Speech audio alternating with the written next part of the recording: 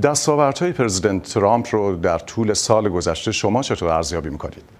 Well, you stated some of it in that piece that you just showed. He has really right-sized the world, made things that were so unprecedented and so horrific under the previous administration, wars breaking out across the globe. And he's managed to get us back to a strength point where he's showing peace through strength, and we're getting that with America. We're showing our strength once again in the Western Hemisphere. When it comes to Iran, what he did in trying to prevent this bloodthirsty regime from becoming a nuclear power, it was an amazing act of strength for the people of Iran, showing them support. I think we're going to continue to see that. We've seen that President Trump is the president of peace, ending roughly 8 conflicts and wars across the globe. He wants to settle the world down, make it so that all countries are peaceful places for their citizens to live, and also rebuild America. We were in a pretty bad place a year ago. We had inflation, the cost of living out of control. We brought down inflation by 70%. We have an inflation level of 2.7%, making things more affordable here at home. So I think this is just a president that recognized the world was truly on fire, and he came in and has been putting out fires.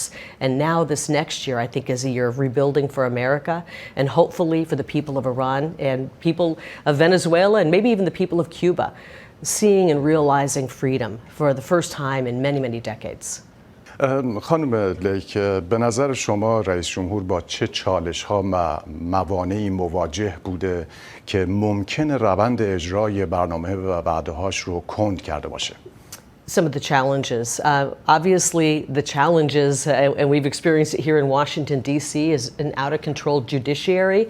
We've got judges who are district court judges who reside and preside over a small area of America, but they think that they're the president of the United States. So it's really lawfare. It's an attack in the courts where the president and his very strong America First agenda is trying to be thwarted by lawsuits throughout the various district courts across the country. And I think that's really probably the biggest challenge. There's some political challenges as well, getting everybody, on board, pushing in the right direction, realizing the potential we have at this moment to fully put forth an America First agenda and make it so that for generations to come, we have that kind of strength here in our country.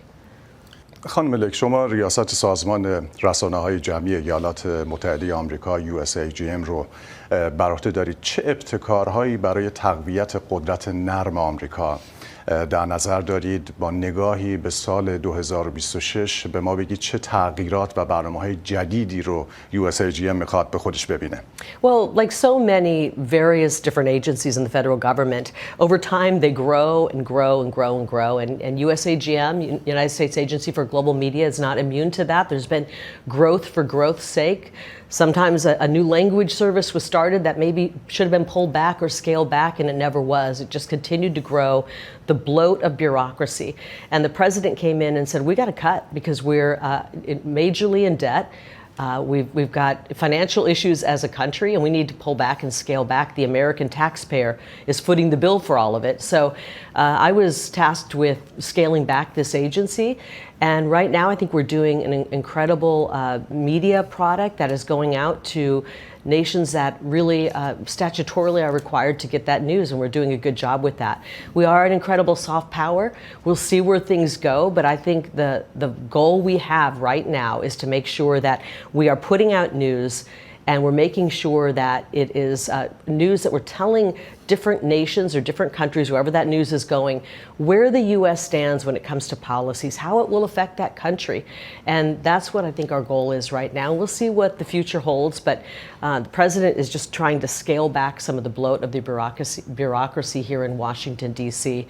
And I know that for the folks in Iran, anywhere around the globe, when a government gets too big, too out of control, too overbearing, it's always a bad thing for the people.